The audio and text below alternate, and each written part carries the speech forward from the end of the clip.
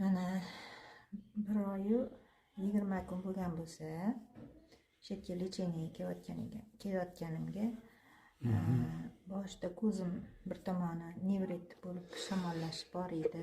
Ko'zim qisilib, yuzim sal qiyshayshi bor edi. Hozir yaxshiman. Ancha yaxshi bo'lib qoldim.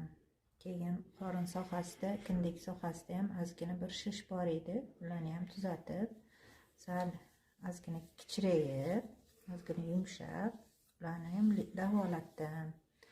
Hozirgi vaqtga kelib, mana ozgina muolajalarni olib yuribman.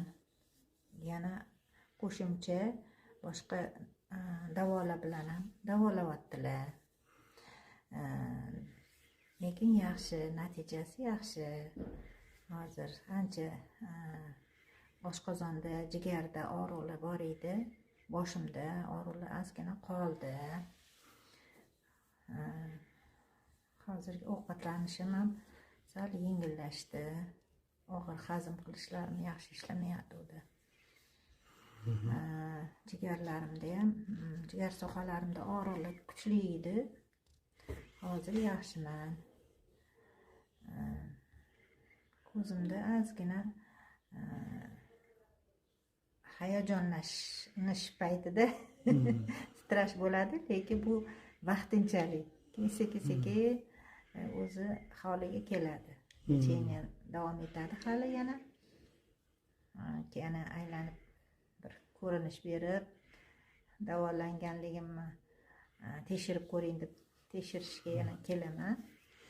Xudo xolasa. Inshaalloh. Shifo bersin.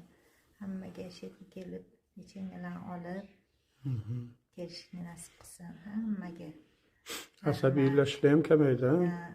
Uyqular yaxshi. Uyqular yaxshi bo'ldi. Asabiylashsam ozgina ko'zim yana qisilib ketyotdi.